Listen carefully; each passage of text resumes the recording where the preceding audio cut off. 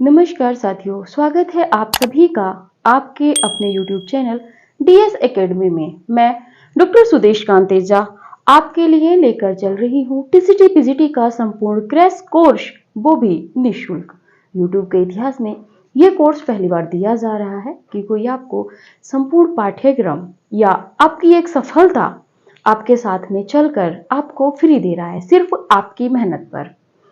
तो अगर आप चैनल पर नए हैं तो चैनल को सब्सक्राइब कीजिए और साथ में बेल आइकन को भी प्रेस कर लीजिएगा और ऑल नोटिफिकेशन को आप क्लिक कर लीजिएगा, ताकि जो भी न्यू वीडियोस हमारी आती है वो सबसे पहले आपको मिले और आप अपनी तैयारी बहुत बेहतर कर सकें। और अगर आप चैनल को देख रहे हैं, वीडियोस आपको पसंद आ रही हैं, आपको लग रहा है कि हमारी तैयारी और भी बेहतर हो रही है आगामी परीक्षाओं के लिए, तो साथ ही इस वीडियो को जितना आप शेयर कर सकते हो अपने दोस्तों में, अपने पब्लिक प्लेटफॉर्म पे, वो जो भी प्लेटफॉर्म हो आपका, व्हाट्सएप हो, फेसबुक हो या टेलीग्राम हो, जो भी आपके पास आपका पब्लिकली प्लेटफॉर्म हो।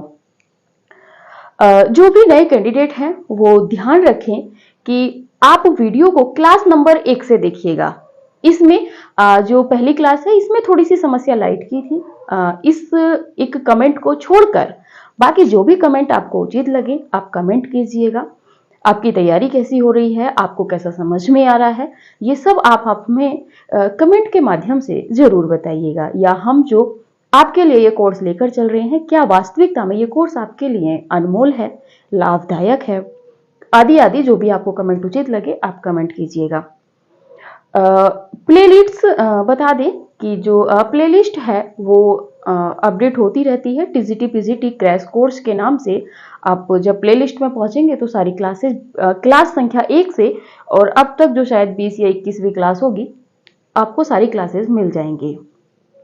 चलिए तो देखते हैं आज की क्लास। आज हम बात करेंगे जैन साहित्य, जो अब इससे पहले भी हमने 2 वीडियोस में देखा था। तो देखिए, हमारा उद्देश्य भागना नहीं है, हमारा उद्देश्य है तथ्यों को समझकर, कॉन्सेप्ट क्लियर करके हम अपनी तैयारी को बेहतर करें। आपको बहुत ज्यादा इतिहास या बहुत ज्यादा किताबें खंगालने की आवश्यकता नहीं है। क्यों? क्योंकि हम सीधे सीधे आपको कई किताबों का निचोड़ दे रहे हैं। तो चलिए, इससे पहले 2 वीडियोस में भी हमने बात की थी आदिकाल में रास साहित्य या जैन साहित्य। जैन साहित्य के अंतर्गत ही आपका रास साहित्य आता है, फागु काव्य आता है। तो जो रास काव्य था उसको हम देख रहे थे, रास काव्य या जैन काव्य की विशेषताएं, जहां से प्रश्न बनते हैं जैन साहित्य में कौन सा पहला ग्रंथ था, किसकी क्या क्या विशेषताएं थी, ये हम इससे पहले वीडियोस में देख चुके थे। जो कुछ और रचनाएं बची हैं, एक समरी के रूप में हम यहाँ पे सारी जो जैन साहित्य से संबंधित जो परीक्षोपयोगी रचनाएं हैं जिनको हम पढ़ चुके हैं वो भी, और जो नहीं पढ़ी गई हैं उनका एक क्रम हम लेकर आए, मतलब एक साथ हम उनको इकट्ठा करके लेकर आए हैं। आप अगर हमारे साथ चलकर नोट्स बना रहे हैं तो बहुत अच्छी बात है, क्योंकि हम एक विधिवत नोट्स के रूप में आपको आपकी क्लासेस दे रहे हैं, वो भी फ्री में। तो चलिए, आज हम बात करेंगे जो बची हुई 2 रचनाएं थी रास साहित्य की। इसके बाद आज हम देखेंगे फागु काव्य को भी। इसी के बाद में अगली वीडियोस में सिद्ध साहित्य, नाथ साहित्य, अपभ्रंश प्रभावित रचनाएं, अपभ्रंश जो काव्य में रचनाएं लिखी गई हैं और जो देश भाषा में है, इन सब के विषय में अगले वीडियोस में देखेंगे। तो बात करते हैं नेमिनाथ रास की, रास साहित्य में नेमिनाथ रास की। नेमिनाथ रास, इसके जो रचनाकार हैं वो सुमति गढ़ी हैं। नेमिनाथ रास रचना के जो रचनाकार हैं वो सुमति गढ़ी हैं। इसका जो समय है 1213 ईस्वी है। 1213 ईस्वी में सुमति गढ़ी ने नेमिनाथ रास रचना लिखी थी। विशेषता देखते हैं, यह 58 छंदों में रचित है। महत्वपूर्ण है, यहां से प्रश्न बनेगा कि नेमिनाथ रास कितने छंदों में रचित है। तो ये 58 छंदों में रचित है।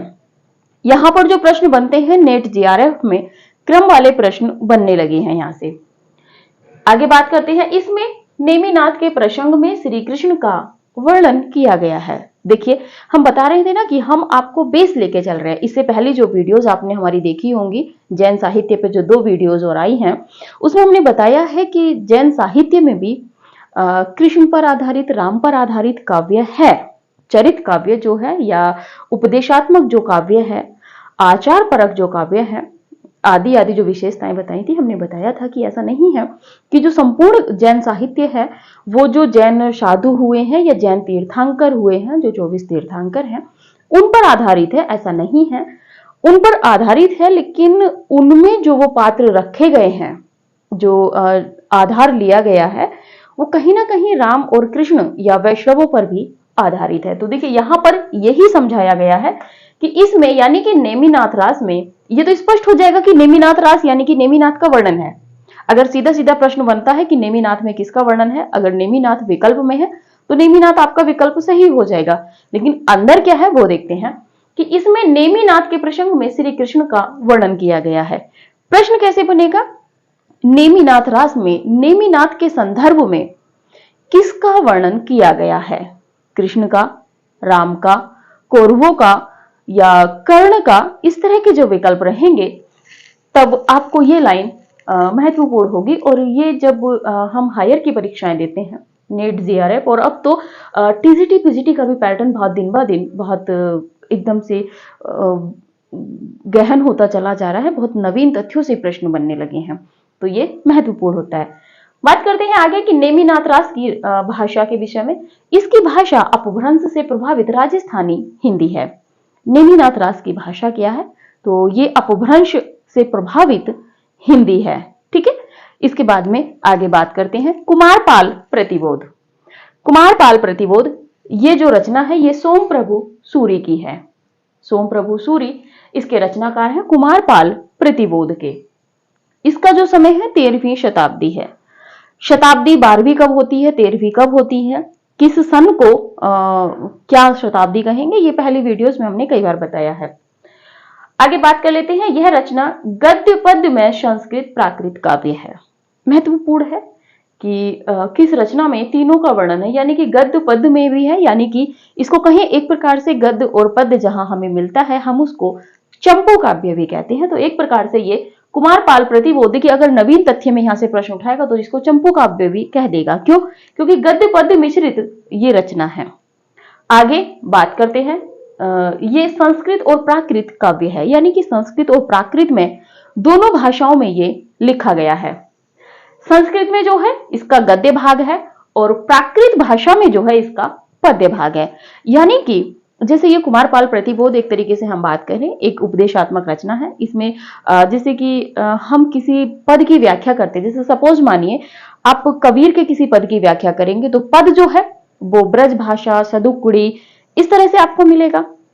या सूर की बात कर लेते हैं, सूर का जो पद है वो ब्रज भाषा में है, लेकिन उसकी जब हम व्याख्या करेंगे तो वो एकदम से परिनिष्ठित, परिमार्जक खड़ी बोली में रहेगा, ठीक है। तो इसी तरह अब जो व्याख्या हम करेंगे वो गद्य में आ जाएगा और जो काव्य रहेगा वो काव्य में रहेगा, जो ब्रज का पद रहेगा।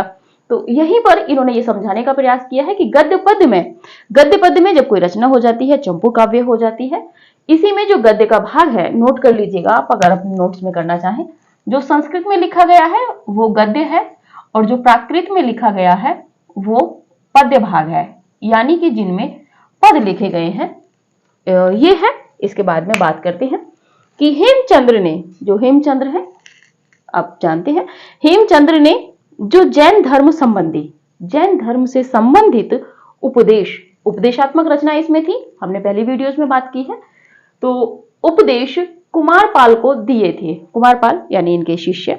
अब जब हम आपको ये क्लास दे रहे हैं तो जाहिर सी बात है हम आपके गुरु हुए और आप हमारे शिष्य हुए, तो वही बात यहाँ पे है। अब ये क्लास है या उपदेश कहें या कोई व्याख्यान कहें, अब ये लेक्चर है, व्याख्यान है, तो इसी में दिया गया है कि हेमचंद्र ने जो जैन धर्म संबंधी उपदेश कुमारपाल को दिए थे उन्हीं का संग्रह सोम प्रभु सूरी ने इस रचना में किया है।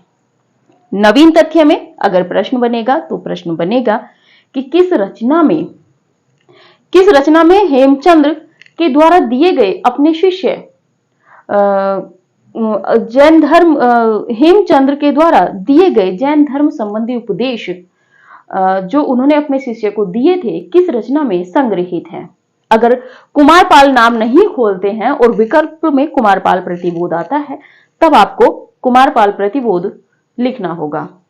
प्रश्न बन सकता है कि हेमचंद्र ने जो जैन धर्म संबंधी उपदेश अपने शिष्य को दिए थे, उस रचना का संग्रह किस कवि ने किया है? तो यहां पर है सोम प्रभु सूरी। ठीक है, प्रश्न देखिए, प्रश्न बनते यहीं से हैं। एग्जामिनर क्या करता है कि प्रश्न को घुमा देता है, और जब वो प्रश्न को 360 डिग्री पे घुमाता है, और हमारी जो छोटी सी बुद्धि होती है 45 डिग्री की, हम फिर वहीं पे घूमते रह जाते हैं कि ये प्रश्न तो हमने पढ़ा ही नहीं था, जबकि प्रश्न हमारा पढ़ा हुआ होता है, यानी कि जो उत्तर है वो हमारा पढ़ा हुआ होता है, बस हम प्रश्न जब वो घुमाता है तो हम उसमें फंस जाते हैं। इसीलिए आप कोशिश ये किया कीजिए कि जैसे जैसे हम प्रश्न का फॉर्मेट दे रहे हैं आप वैसे वैसे तैयारी करते चलिए। स्लो मोशन में पढ़ाने का यही मेरा उद्देश्य है। आगे बात कर लेते हैं कि इस रचना में प्राकृत के बीच बीच में अपभ्रंश का भी प्रयोग मिलता है। ये जो रचना है संस्कृत प्राकृत काव्य में है, लेकिन इसमें प्राकृत के बीच बीच में अपभ्रंश का भी प्रयोग सोम प्रभु सूरी जी ने किया है अपने कुमारपाल प्रतिबोध में। तो ये दोनों रचनाएं आपको कंठस्थ हो गई होंगी, आप स्क्रीनशॉट लीजिए। फिर आगे बढ़ते हैं, जो एक लिस्ट है जैन काव्य संबंधित रचनाओं की।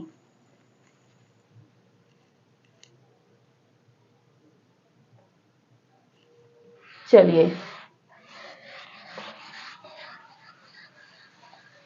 देखिए, वीडियो को जितना हो ज्यादा से ज्यादा आप शेयर कीजिए, क्योंकि मेहनत मैं भी बहुत आपके लिए कर रही हूँ। और कहते हैं ना कि प्रत्यक्ष को प्रमाण की आवश्यकता नहीं होती है। अगर आप अच्छे कंपटीटर हैं, आप 1-2 वर्ष से या अभी भी आपने फॉर्म डाला है, तैयारी करनी शुरू की है, तो आपको खुद में समझ में आ रहा होगा कि हाँ मैम कितना मेहनत कर रही हैं। और ऐसा नहीं है कि आपको कहीं से यूं ही उठा के आपको तथ्य दिए जा रहे हैं, आपको तथ्य वो दिए जा रहे हैं जो परीक्षा उपयोगी महत्वपूर्ण है। जैन साहित्य से संबंधित रचनाएं देखते हैं।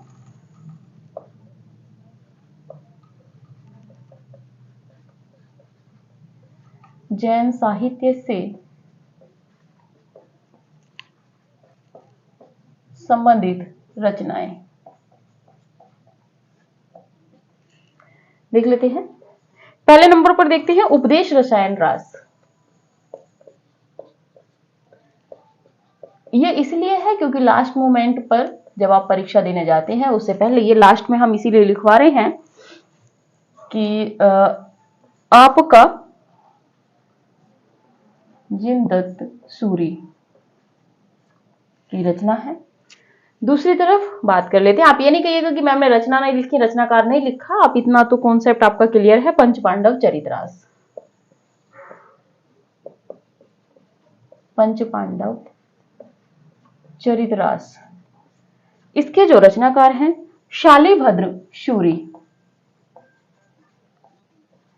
और ये वो है शालिभद्र शूरी जिनको गणपति चंद्र गुप्त ने हिंदी का पहला कवि माना है। आगे बात कर लेते हैं भरतेश्वर बाहुबली रास।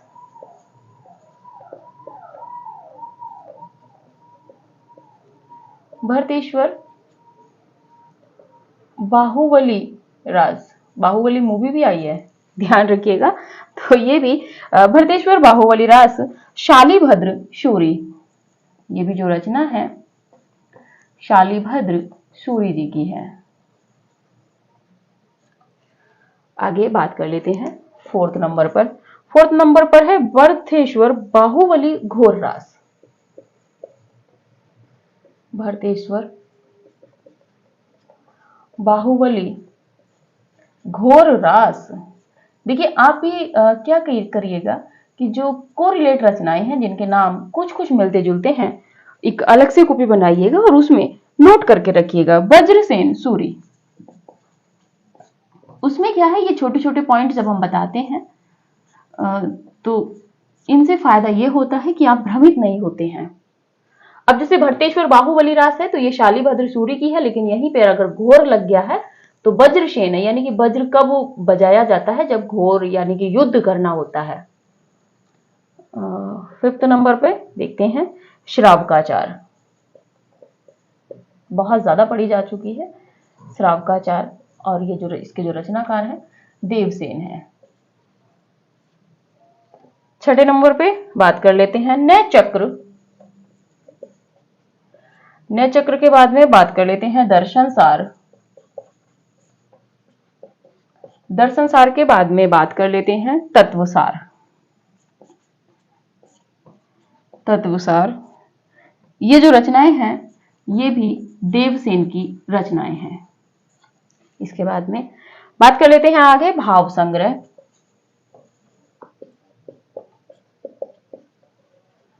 भाव संग्रह के बाद में बात कर लेते हैं आराधना सार। आराधना सार। इसके बाद में बात कर लेते हैं सवाय धम दोहा। सवाय धम दोहा। और ये भी जो रचनाएं हैं ये भी देवसेन की हैं। ये भी देवसेन की हैं। आगे बात कर लेते हैं 8वें नंबर पर चंदन वाला रास। कल पढ़े थे, बहुत अच्छी इसकी कथा है। चंदन वाला रास आसगू कवि की है। कैसे डाकू ले जाते हैं और सेठ को बेच देते हैं और कैसे वो वेश्यावृत्ति में उसको उतार देता है। आसगू आसगू कवि की है। इसके बाद बात करते हैं 9वें नंबर पर जीव दया रास। इसमें भी जीवों पर दया करनी चाहिए, इसके विषय में बताया गया है और ये भी आसगू की रचना है। हमें लग रहा है कि जैसे जैसे हम लिख रहे हैं आपको पुरानी रचनाएं एकदम से याद कंठस्थ हो रही होंगी। आगे बात कर लेते हैं स्थूली भद्र रास। अगर आपकी तैयारी अच्छी हो रही है तो फिर मुझे भी थोड़ा सा सहयोग दीजिए। स्थूली भद्र रास। और स्थूली भद्र रास के जो रचनाकार हैं जिनधर्म सूरी हैं।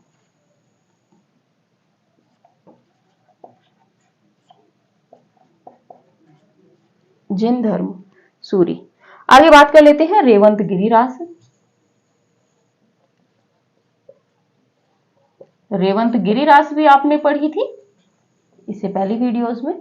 तो रेवंत गिरिरास में आपने देखा था कि रेवंत और किसका वर्णन है। रेवंत के जो मंदिर है, तीर्थ स्थान है, ये है आपके विजयसेन सूरी की। विजयसेन सूरी। चलिए बात करते हैं इसके तथ्यों पे।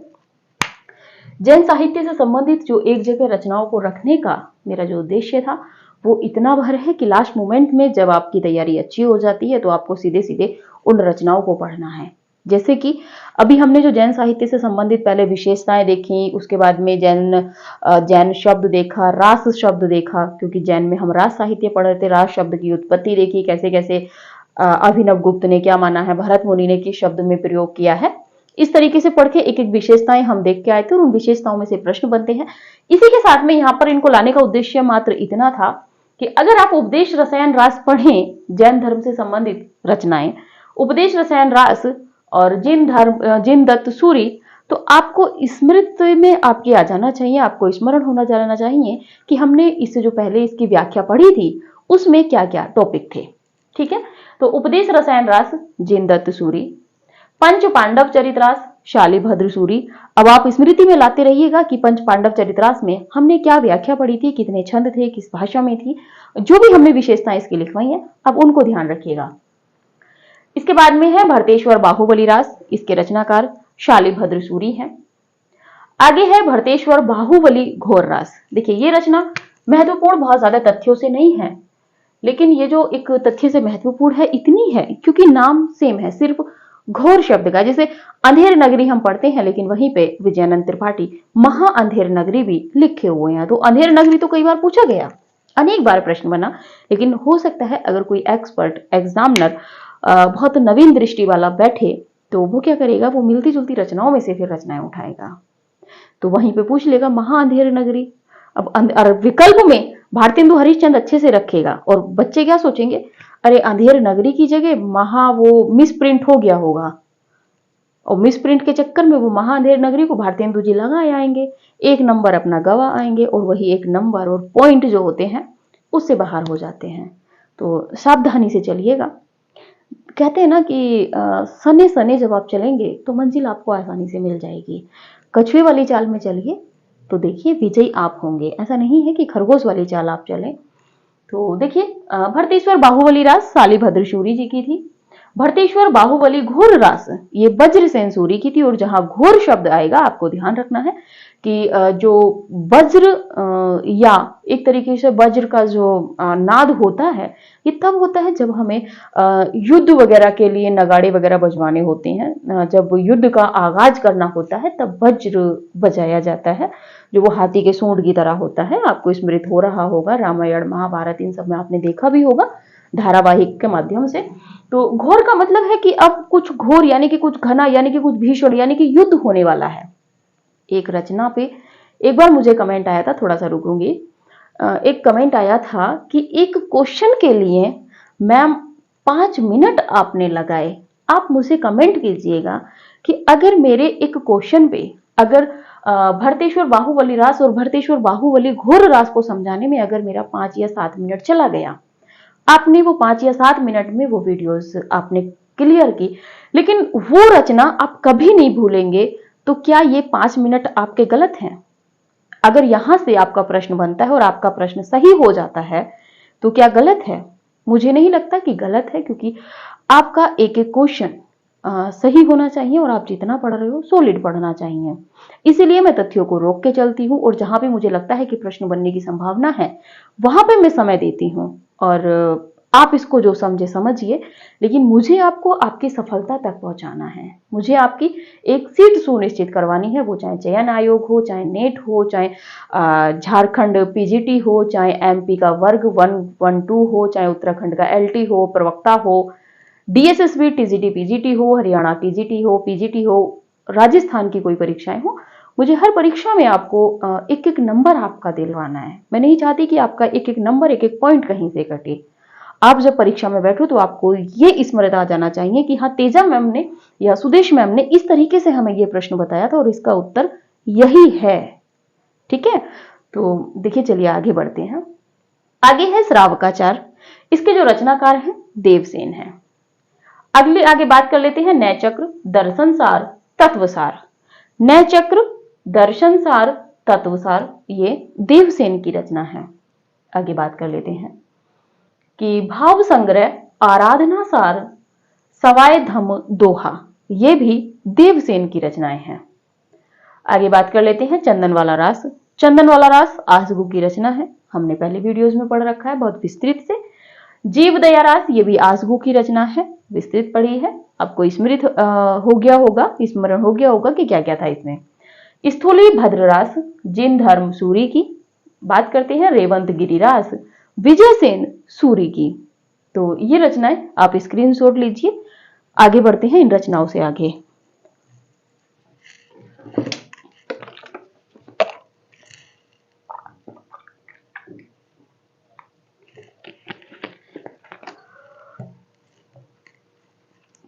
चलिए, तथ्य को बताना मतलब कमेंट आता है, अच्छा लगता है, लेकिन आप सोचिए कि अगर उस 5 मिनट में आपका वो प्रश्न तैयार हो जाता है जिसे आप कभी नहीं भूलते हैं, तो वो आपके लिए अच्छा है ना।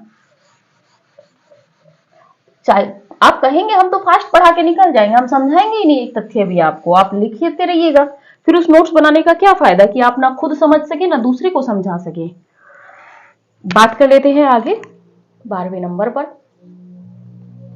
नेमिनाथ रास। नेमिनाथ चौपाई।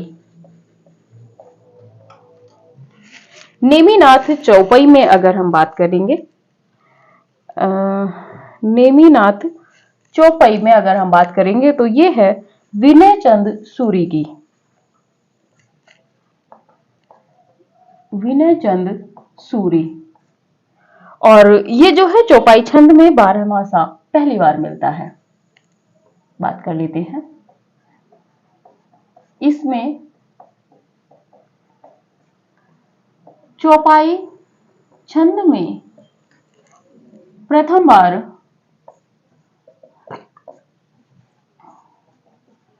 12मासा का वर्णन मिलता है। प्रश्न बन सकता है कि सबसे पहली बार जो चौपाई छंद में 12मासा का वर्णन है वो किसमें मिलता है, तो नेमिनाथ चौपाई। आगे बात कर लेते हैं नेमिनाथ रास की।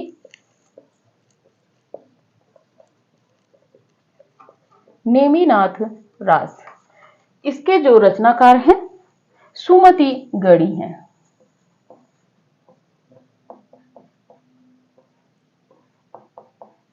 सुमति गणी। आगे बात कर लेते हैं पार्श्वनाथ चरित।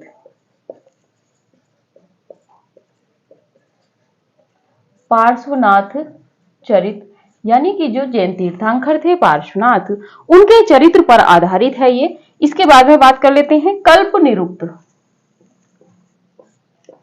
कल्प निरुक्त और ये जो रचनाएं हैं ये विनय चंद सूरी की हैं। विनय चंद सूरी की। आगे बात कर लेते हैं 15 नंबर पे कच्छुली रास। कच्छुली रास के विषय में बात करें तो कच्छुली रास के रचनाकार प्रज्ञा तिलक हैं। महत्वपूर्ण है, प्रश्न बना है इनसे, प्रज्ञा तिलक। आगे बात कर लेते हैं जिन पद्म सूरी रास। जिन पद्म सूरी रास। इसके जो रचनाकार हैं सारमूर्ति। आगे बात कर लेते हैं 17 नंबर पर मुंजरास।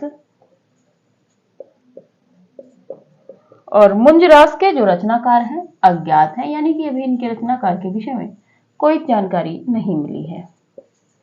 आगे बात कर लेते हैं गए सुकुमार रास।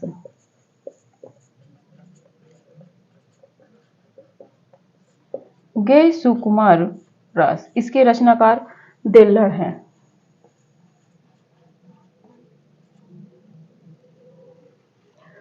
आगे बात कर लेते हैं प्रबंध चिंतामणि।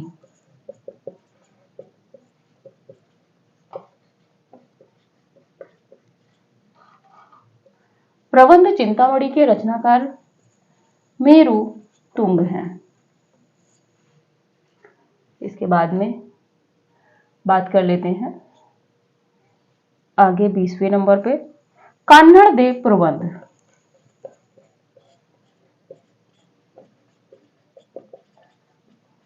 कान्हड़ दे प्रबंध के रचनाकार पद्मनाभ हैं।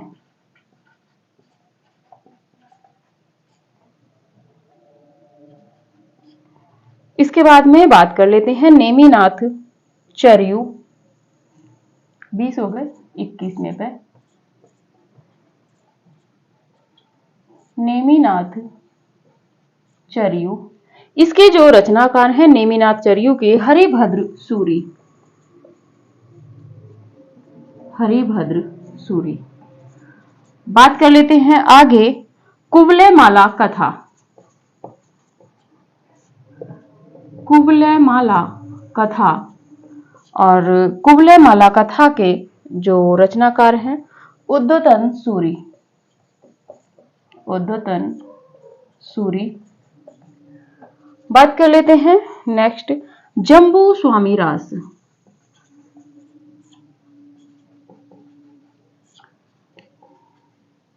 जम्बू स्वामी रास के रचनाकार जो हैं वो हैं धर्म सूरी। धर्म सूरी। ये थे आपके जैन से जो संबंधित महत्वपूर्ण जो रचनाएं थी जहां से प्रश्न बनते हैं। बात कर लेते हैं नेमिनाथ चौपाई। नेमिनाथ चौपाई जो है विनय चंद सूरी जी की है। विनय चंद सूरी जी ने इस रचना में क्या कहते हैं पहली बार चौपाई छंद में 12 मासा का वर्णन किया है। तो देखिए यहां से प्रश्न ये भी बन सकता है कि किसने सबसे पहले चौपाई छंद में 12 मासा का वर्णन किया है, तो विनय चंद सूरी। ठीक है, यहां से प्रश्न ये भी बनेगा किस रचना में किया है, तो नेमिनाथ चौपाई। क्योंकि चौपाई जो है उससे पहले ये चौपाई थी। चौपाई जो होती है वो 15 मात्राओं की होती है और जो चौपाई होती है वो 16 मात्राओं की होती है। चौपाई 16 की और चौपाई ये 15 मात्राओं की होती है। बात कर लेते हैं नेमिनाथ रास। नेमिनाथ रास की जो रचना है जो रचनाकार है सुमति गणी है, हम इसको पढ़ चुके हैं। बात कर लेते हैं आगे पार्श्वनाथ चरित। यानी कि जो तीर्थंकर थे पार्श्वनाथ, उन पर आधारित है, या उनका जो चरित्र है, जीवन वर्णित है, वो है पार्श्वनाथ चरित में। और कल्प निरुक्त इन दोनों के जो रचनाकार हैं विनय चंद सूरी जी हैं, और ये विनय चंद सूरी यही वाले हैं जिन्होंने नेमिनाथ चौपाई लिखी है। बात कर लेते हैं कच्छुली रास। कच्छुली रास के जो रचनाकार हैं प्रज्ञा तिलक है। आगे बात कर लेते हैं जिन पद्म सूरीरास। जिन पद्म सूरीरास के जो रचनाकार हैं सारमूर्ति हैं। सूरी जिन पद्म सूरीरास के रचनाकार सारमूर्ति हैं। बात कर लेते हैं मुंजरास। मुंजरास के रचनाकार अभी अज्ञात है। अभी जितने भी प्रमाण मिले हैं उनमें इनका लेखक नहीं मिला है। बात कर लेते हैं गैसु कुमार रास। गैसु कुमार रास के जो रचनाकार हैं वो देल्हड़ हैं। प्रबंध चिंतामणि के रचनाकार मेरुतुंग हैं। कान्नड़ देव प्रबंध बहुत महत्वपूर्ण है, कई बार प्रश्न बन चुका है, राजस्थान की अनेक परीक्षाओं में प्रश्न बना है। कान्नड़ देव प्रबंध के जो रचनाकार हैं ये पद्मनाभ है। आगे बात कर लेते हैं नेमिनाथ चरियो। नेमिनाथ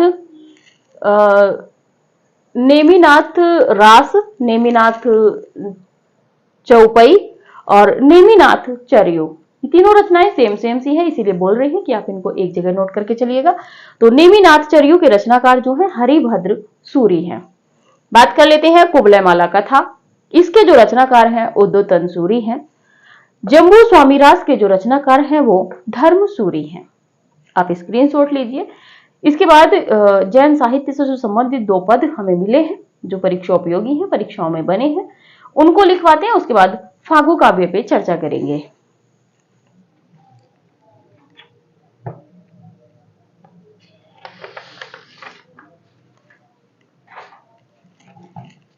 चलिए चलते हैं।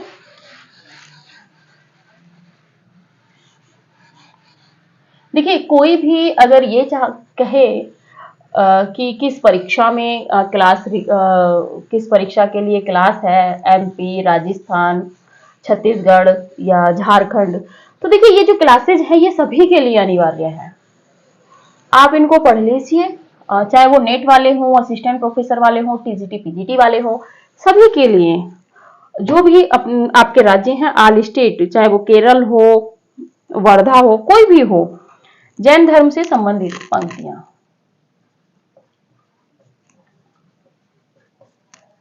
जैन धर्म से संबंधित पंक्तियां। बात कर लेते हैं पहली पंक्ति। जो जिण साषण भासियो, जो जिण साषण भासियो, सोमड़ कहियो सारू।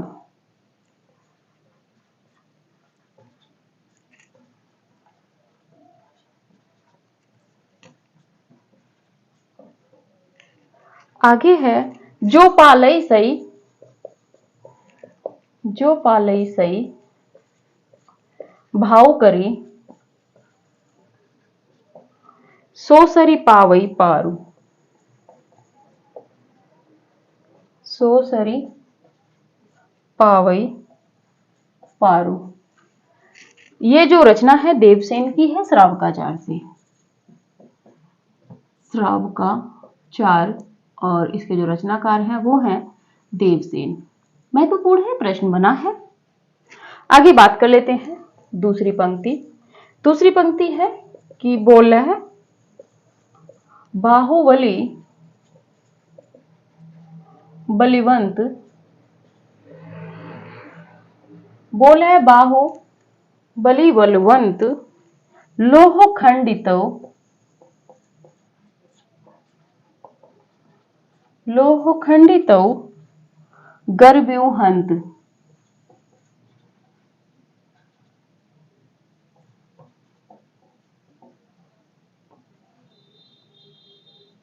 गर्व्यूहंत चक्र सरिसौ, चक्र सरिसौ चूनेव करियु, चूनेव करियु शैलः शैलः गोत्र कुल सरऊ। ये जो पंक्ति है ये है आपकी भरतेश्वर बाहुबली राज से।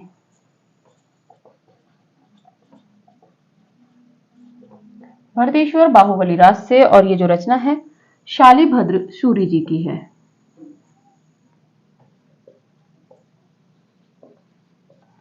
शालिभद्र सूरि जी की है। तो पहली पंक्ति है कि जो जीर्ण शासन भाषियों जो जीर्ण शासन भाषियों जो लोग जिस भाषा में बोलते हैं, सो भड़ कहियों सार, वो उसी भाषा का जो है सार समझाते हैं। जो पालई से भाव करी पाव करी, सो सरी पावई पार, और जो जिसका पालन करता है वही उसको पार उतारता है।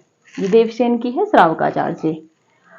आगे है कि बोले बाहुबली बलिवंत, बाहुबली जो है वो बलवंत है। वो बोल रहे हैं कि लोह खंडी तरु गर्व्यूहंत, वो लोह खंडित की तरह, जैसे लोहे को तोड़ देते हैं उसी तरह गर्व्यूहंत मतलब जो युद्ध है या पहाड़ है उसमें हंत करते हैं। चक्र सरी सौ चूनव करियू, चक्र सरी सौ चूनड़ करियू, चूनव करियू, सैलह गोत्र है कुल सहरऊ। तो ये अपने गोत्र के विषय में बताते हैं, भरतेश्वर बाहुबली राज के विषय में बताते हैं शालिभद्र सूरि जी। ये दोनों पंक्तियां परीक्षा उपयोगी महत्वपूर्ण थी। आप इनका स्क्रीनशॉट लीजिए। इसके बाद में चर्चा करते हैं फागु काव्य की। इसी से संबंधित है फागु काव्य।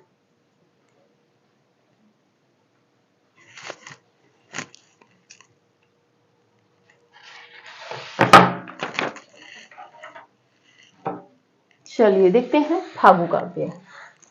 महत्वपूर्ण है, वहां से भी प्रश्न बनते हैं। सीधी सीधी बात है, कबीर की तरह सीधे सीधे पद आता है तो ठीक है, नहीं तो उसमें दरेरा देके लगा दो। तो वही चीज यहाँ पे है कि सीधे सीधे हो सकता है कभी ना भी फागु काव्य से प्रश्न बने, लेकिन फागु काव्य से प्रश्न के विकल्प काटने में आपको आसानी होगी और बनते हैं फागु काव्य से। बात कर लेते हैं फागु काव्य। फागु काव्य बात करते हैं पहले फागु शब्द की व्युत्पत्ति। फागु शब्द की व्युत्पत्ति संस्कृत के फाल्गु, संस्कृत के फाल्गु, वसंत, यानी कि फाल्गु का जो मतलब होता है वसंत, प्राकृत के फागु और हिंदी के फाग से मानी गई है, और हिंदी के फाग शब्द से मानी गई है। बात कर लेते हैं अर्थ की। जो अर्थ होता है वसंत ऋतु का काव्य, इसका जो अर्थ है फागु का मतलब है कि फागु काव्य का वसंत ऋतु का काव्य, वसंत ऋतु का काव्य। आगे बात कर लेते हैं आदिकाल की रास परंपरा।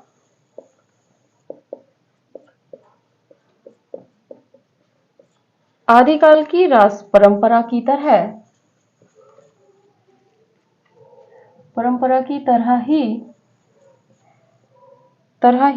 फागु काव्य परंपरा,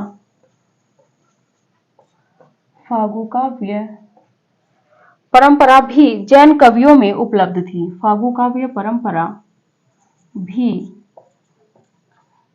जैन कवियों में उपलब्ध थी।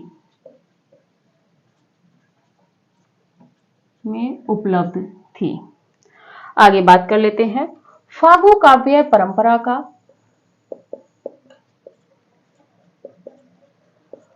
फागु काव्य परंपरा का सबसे प्राचीन ग्रंथ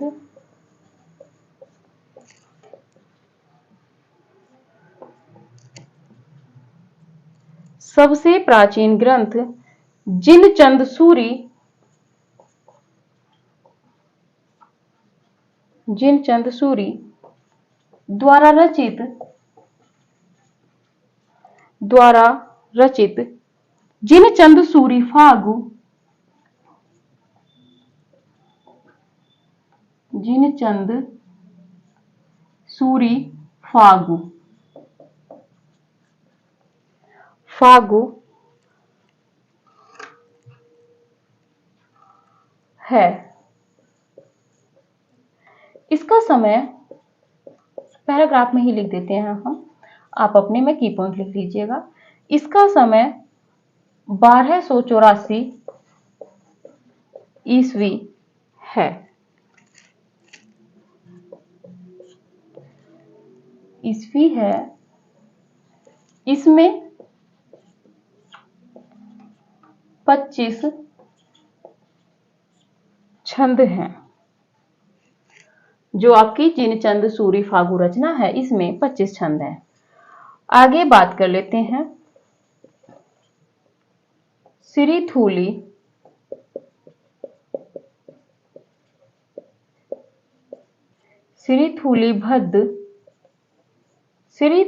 भद्द फागु या श्री स्थूली भद्र फागु। श्री स्थूली भद्र फागु फागु काव्य परंपरा का सर्वाधिक सुंदर काव्य है।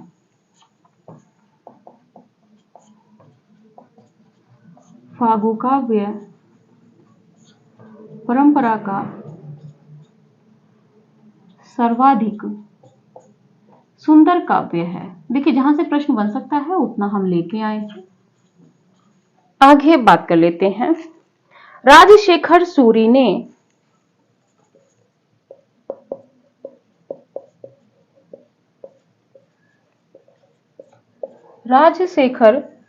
ने श्री नेमिनाथ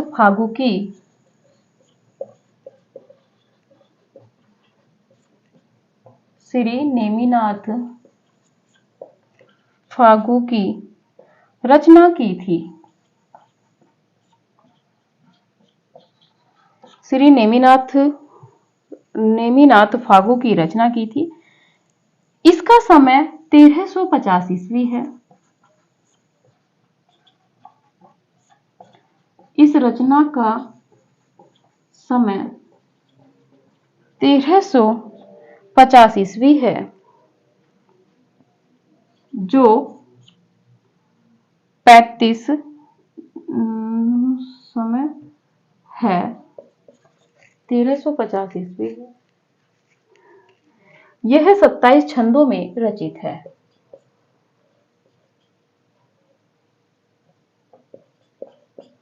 यह 27 छंदों में रचित है।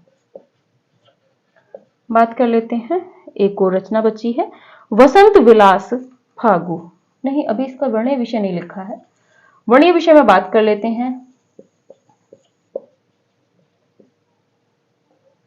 इसमें नेमिनाथ एवं राजुल के विवाह की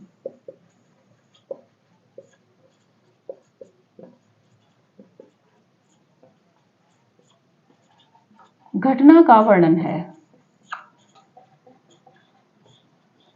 बात कर लेते हैं वसंत विलास फागु।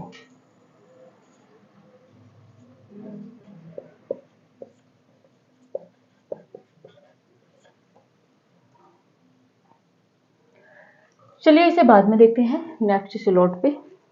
अभी इसी को देख लेते हैं, इस वाले बोर्ड पर ही। बात देखते हैं फागु काव्य।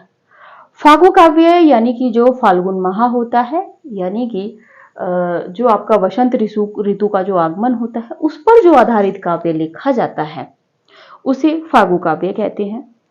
इसके बाद में बात करते हैं फागु शब्द की व्युत्पत्ति। फागु शब्द की व्युत्पत्ति जो है वो संस्कृत में फाल्गु यानी कि वसंत से मानी गई है। प्राकृत की बात करें तो प्राकृत भाषा में फागु शब्द से मानी गई है। और हिंदी में अगर बात करें तो फाग, सीधा सीधा हिंदी के माह में जब हम देखते हैं चैत मतलब पोष महा फाग, तो फागुन भी कह देते हैं, यानी कि फाल्गुन या फाल्गु।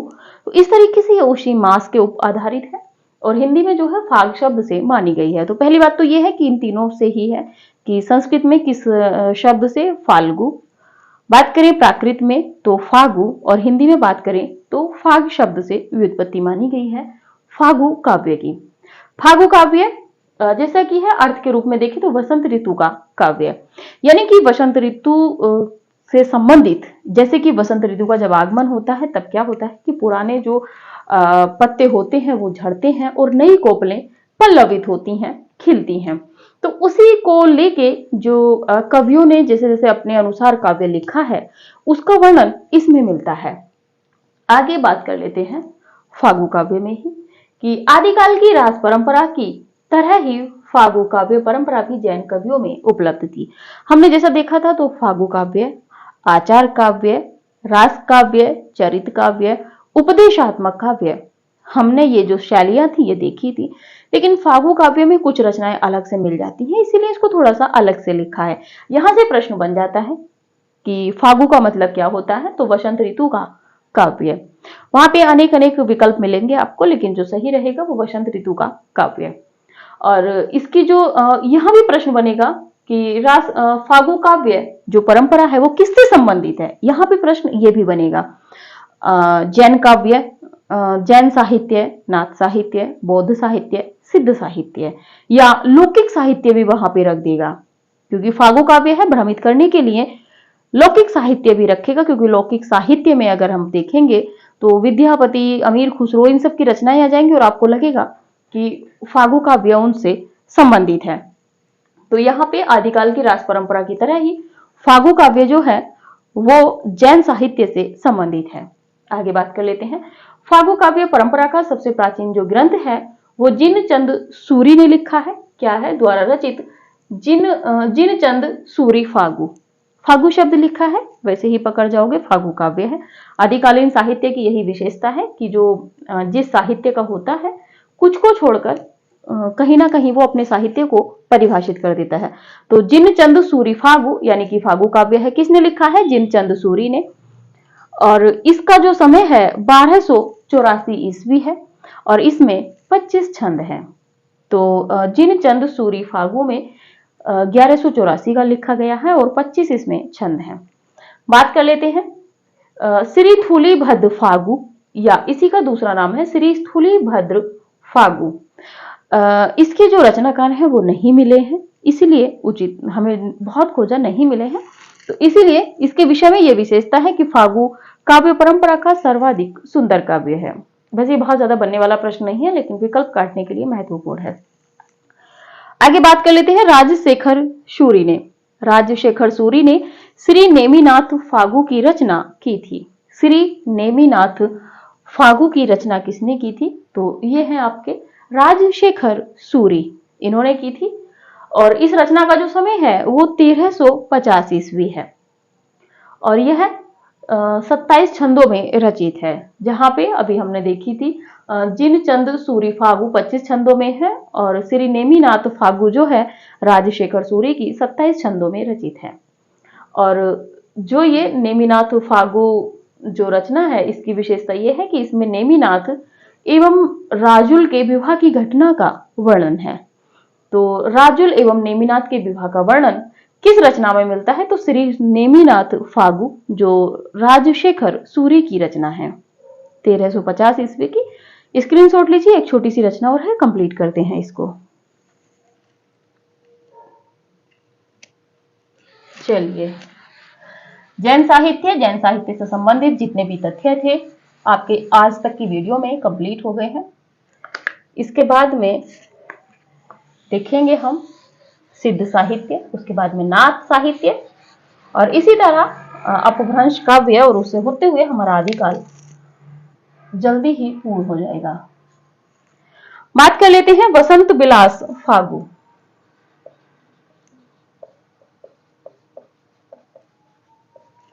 वसंत विलास फागु, बात करें समय की तो समय में अगर जो प्रामाणिक है संपादन के बाद में माता प्रसाद गुप्त जी ने जो किया है तो वो 13वीं शताब्दी है। लेकिन कहीं कहीं 14वीं एवं 16वीं शताब्दी मिलता है।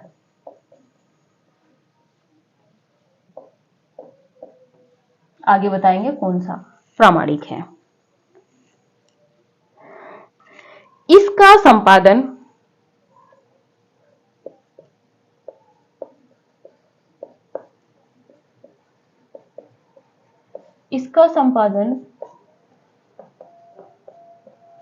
डॉक्टर माता प्रसाद गुप्त ने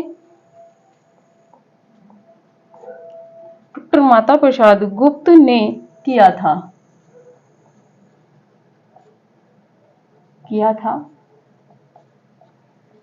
इन्होंने इसका समय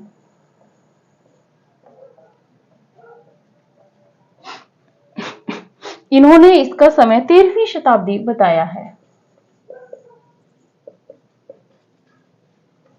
13वीं शताब्दी बताया है।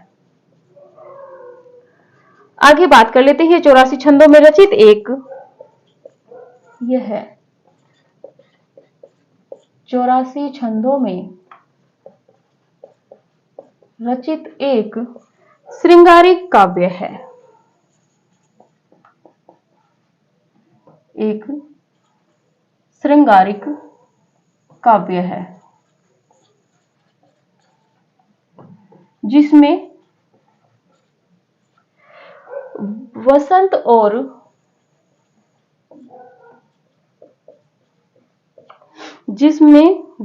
और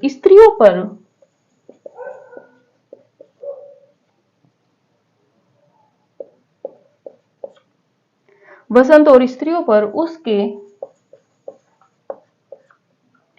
विलासपूर्ण प्रभाव का मनोहारी चित्रण है।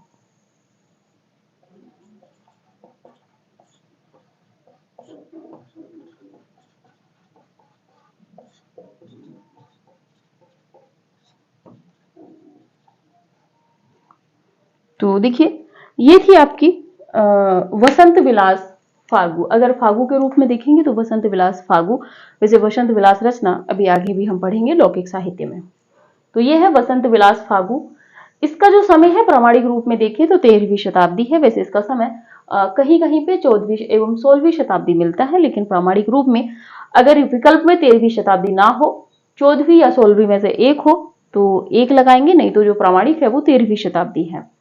इसका संपादन डॉक्टर माता प्रसाद गुप्त ने किया था। जो वसंत विलास फागु है इसका जो संपादन है डॉक्टर माता प्रसाद गुप्त जी ने किया था। इन्होंने इसका समय 13वीं शताब्दी बताया है। तो माता प्रसाद गुप्त जी ने इसका समय 13वीं शताब्दी बताया है, इसीलिए 13वीं शताब्दी प्रामाणिक है। अगर 13वीं शताब्दी विकल्प में नहीं होता है फिर इन दोनों विकल्प में से एक सही करना होगा और इस तरह के विवादित प्रश्न F लगवा देते हैं। बात कर लेते हैं, यह 84 छंदों में रचित एक श्रृंगारिक काव्य है। जो वसंत विलास फागु है इसमें कितने छंद है, तो ये 84 छंदों में रचित एक श्रृंगारिक काव्य है, क्योंकि फागु काव्य है तो श्रृंगारिक है, जिसमें वसंत और स्त्रियों पर उसके विलासपूर्ण प्रभाव का मनोहारी चित्रण है। तो जो वसंत है, वसंत का जो आगमन होता है, एक तरीके से वसंत को यहाँ पे नायक बताया गया है और उस नायक के आगमन से, उस नायक के आने पर स्त्रियों पर जो उसके विशाल विलासपूर्ण जो प्रभाव है वो चित्रित होता है। तो ये जो किस रचना की विशेषता है, वसंत विलास फागु की विशेषता है। तो ये था आज तक की अब तक की जो आज का जो लेक्चर था ये यहीं तक था।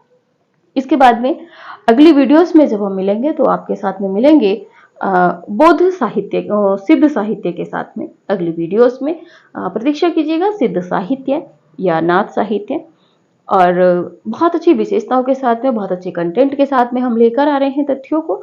तो आप भी अपना स्नेह, अपना जो प्यार है वो हमें दीजिए। जितना हो वीडियोस को शेयर कीजिए, लाइक कीजिए, कमेंट कीजिए और जो भी दोस्त, देखिए हमारा एक उद्देश्य है कि कोई भी तैयारी से वंचित ना रहे। किसी के पास किताबों का अभाव है, वो किताबें नहीं खरीद पा रहा है, ऐसी दूरस्थ क्षेत्र में है जहाँ पे किताबें नहीं पहुंच सकती हैं, या उसको नहीं जानकारी है कि किसको पढ़ें किसको ना पढ़ें। अगर आप किसी भी अपने पब्लिकली प्लेटफॉर्म से किसी भी ग्रुप में इसको शेयर करते हैं, कुछ भी करते हैं वीडियोस को, तो उन लोगों को भी लाभ हो जाएगा। तो कोशिश कीजिए कि ज़्यादा से ज़्यादा वीडियोस को शेयर कीजिए, जो भी आपके पास पब्लिकली प्लेटफॉर्म है। तो ठीक है, आज का लेक्चर यहीं तक था हमारा। जैन साहित्य तक हमने हिंदी साहित्य का इतिहास पढ़ा है। आदिकाल में नामकरण, विशेषताएं, प्रवृत्तियां सब पढ़ने के बाद में रासो साहित्य पूरा कंप्लीट किया है अच्छे से। विशेषताएं, नामकरण और जो रचनाएं थी, उनके जो पद थे, उनके बाद में अब इसके बाद में हम जैन साहित्य पे थे। जैन साहित्य हमने कंप्लीट किया है। जैन साहित्य के अंतर्गत रास साहित्य, फागु काव्य हमने देखा है। आगे बात करेंगे नाथ और सिद्ध साहित्य पे। तो ठीक है, मिलते हैं अगली वीडियोस में। तब तक के लिए नमस्कार।